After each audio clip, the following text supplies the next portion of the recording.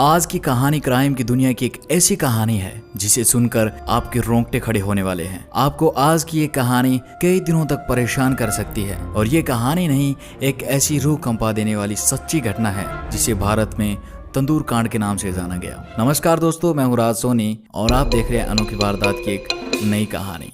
दिल्ली के गोल मार्केट में एक सरकारी फ्लैट में सुशील शर्मा अपनी पत्नी नैना साहनी के साथ रहा करता था। सुशील शर्मा भारत की एक जानी मानी राजनीतिक पार्टी का नेता था, लेकिन इस सुशील शर्मा ने जुलाई 1995 में एक ऐसा कांड कर दिया था जिसे भारत में तंदूर कांड के नाम से जाना गया, जिसने उस वक्त पूरे भारत को झकझोर कर रख दिया। 2 जुलाई 1995 की शाम को सुशील शर्मा अपना काम खत्म करके शाम को घर लौटता है, लेकिन जैसे ही सुशील शर्मा घर में एंटर करता है वैसे ही वह देखता है कि उसकी पत्नी नैना साहनी फोन पर किसी से बात कर रही थी। लेकिन नैना साहनी सुशील शर्मा को अचानक से देखकर चौंक जाती है। नैना साहनी फोन को रख देती है। तब सुशील शर्मा पूछता है कि फोन किसका था, तो नैना साहनी कहती है कि रॉन्ग नंबर था। इतना कहकर नैना साहनी किचन में चली जाती है, लेकिन सुशील शर्मा को शक हो जाता है क्योंकि सुशील शर्मा अपनी पत्नी नैना साहनी के कॉलेज के दोस्त मतलूम करीम और नैना साहनी पर पहले से ही शक करता आ रहा था और इसी शक के कारण सुशील शर्मा ने करीम से इस बारे में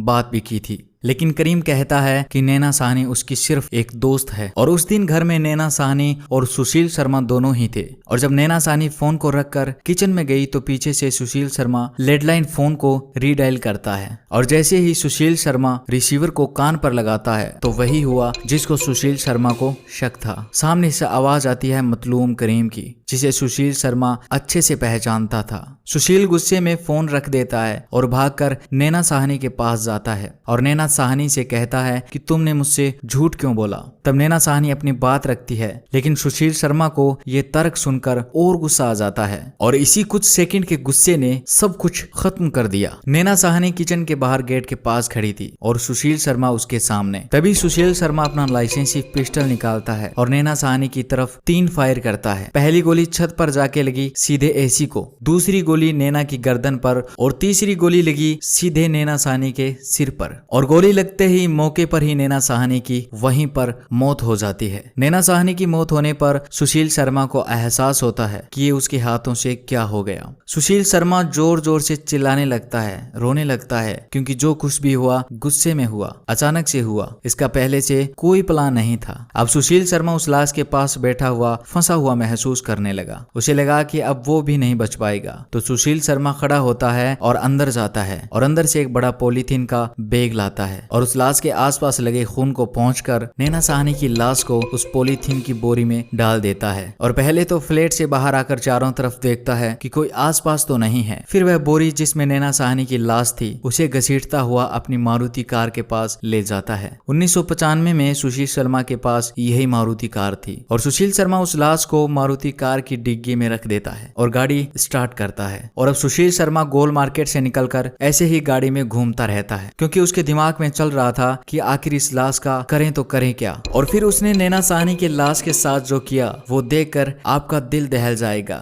जब सुशील शर्मा गाड़ी चला रहा था तो उसके मन में यही बात चल रही थी कि कहीं कोई चेकिंग ना हो जाए, रास्ते में कहीं पुलिस चेक ना कर ले। तभी सुशील के दिमाग में एक बात आती है। वह तुरंत गाड़ी को घुमाकर ITO पुल पर पहुंच जाता है, क्योंकि सुशील शर्मा के दिमाग में अब ये बात आई थी कि वह अपनी पत्नी की लाश को ITO पुल से नीचे यमुना में फेंक देगा। सुशील शर्मा अपनी गाड़ी इसी ITO पुल के ऊपर साइड में खड़ी करता है, लेकिन सुशील शर्मा देखता है कि इतनी रात के वक्त भी बहुत ज्यादा ट्रैफिक है। वह डर रहा था कि कहीं कोई उसे देख न ले, क्योंकि वह एक बड़ी राजनीतिक पार्टी का नेता भी था, जिस कारण लोग उसे जानते भी थे। वह पकड़े जाने के डर के मारे अपना इरादा बदल देता है। सुशील वहीं से गाड़ी घुमा लेता है और वापस कन्नौट पैलेस पहुंच जाता है और सीधा अपने बगिया रेस्टोरेंट में पहुंच जाता है। और यही वो बगिया रेस्टोरेंट था जिसमें इस तंदूर कांड को अंजाम दिया गया था। सुशील शर्मा इस बगिया रेस्टोरेंट, जो आज संग्रीला होटल है, इसमें अपनी गाड़ी पार्क करता है और भागकर सीधे रेस्टोरेंट के अंदर चला जाता है। लेकिन वह जैसे ही अंदर पहुंचता है तो वह देखता है कि अंदर बहुत सारे लोग खाना खा रहे थे। उस वक्त रात के लगभग 10 बज रहे। उस रेस्टोरेंट का हेड केशव था, जो सुशील शर्मा का बहुत खास था।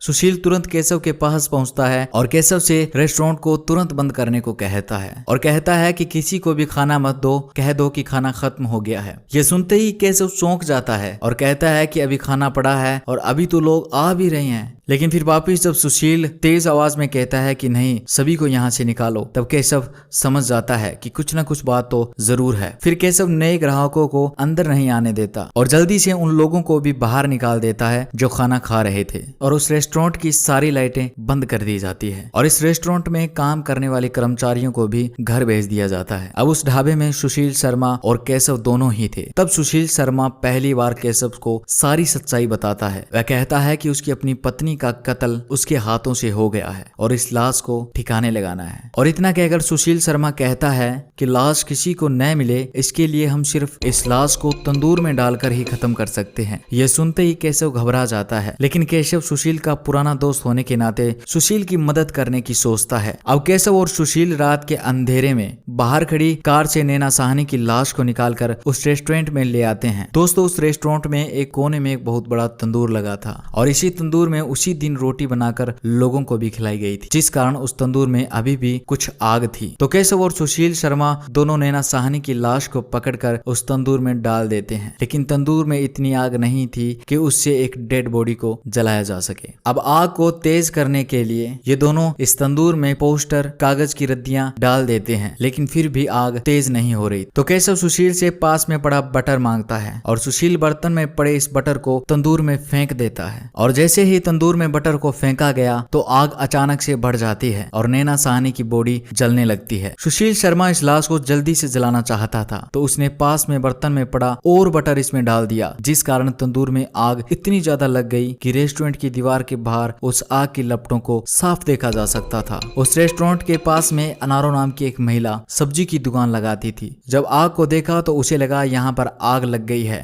अनारो जोर जोर से शोर मचाने लगी तो वहीं पास से अब्दुल नजीर नाम का एक पुलिस कांस्टेबल गुजर रहा था। वह अनारो की आवाज सुनकर रुक जाता है और भाग के उस दीवार पर चढ़ के देखता है तो वह देखता है कि अंदर तेज आग लग चुकी है और दो आदमी उस आग के पास खड़े हैं। अब्दुल जब अंदर जाता है तो केशव आगे आ जाता है। अब्दुल कहता है कि अंदर आग लगी है, तो केशव कहता है कि अंदर आग नहीं, वह कुछ पोस्टर, पुराने कागज जला रहे हैं। तो अब्दुल कहता है थोड़ा ध्यान से, कहीं आग न लग जाए। इतना कहकर अब्दुल बाहर आ जाता है, लेकिन जैसे ही अब्दुल बाहर आता है उसे अलग सी बदबू आती है, जैसे किसी के बालों को, किसी के मांस को जलाया जा रहा था। अब्दुल नजीर को शक होता है, वह फिर भाग के धक्के से अंदर घुस जाता है और जब वह तंदूर की तरफ देखता है तो अब्दुल नजीर के रोंगटे खड़े हो जाते हैं। उसे सामने तंदूर में एक जला हुआ हाथ दिखाई देता है। वह घबराकर बाहर आ जाता है और तुरंत पीसीआर को फोन करता है। कुछ ही देर में पुलिस वहां पहुंच जाती है, लेकिन तब तक सुशील शर्मा वहां से भाग जाता है और पुलिस आकर जब उस आग को बुझाती है तब तक नैना साहनी की लाश आधी से ज्यादा जल चुकी थी। पुलिस उस वक्त सुशील को तो नहीं पकड़ सकी, लेकिन केशव को पकड़ लेती है और उस लाश को ले जाकर मोर्चरी में रखवा देती है। जब इसकी खबर मतलूम करीम तक पहुंची तो वह तुरंत भाग कर आता है और जब लाश की अंगुलियों को देखता है जो सिर्फ हड्डी ही रह गई थी, जिसमें पहनी एक अंगूठी से मतलूम करीम पहचान लेता है कि हाँ, यही नैना साहनी है। बाद में सुशील शर्मा अपना हुलिया बदलता हुआ भागता फिरता है, लेकिन आखिर उसे पुलिस पकड़ लेती है और इस केस को रेयरेस्ट ऑफ रेयर केस मानकर सुशील शर्मा को फांसी की सजा सुनाई गई। लेकिन 2013 में सुप्रीम कोर्ट ने इस फांसी की सजा को उम्र कैद में बदल दिया, क्योंकि कोर्ट का मानना था कि ये कत्ल की कोई सोची समझी साजिश नहीं थी, बल्कि अचानक से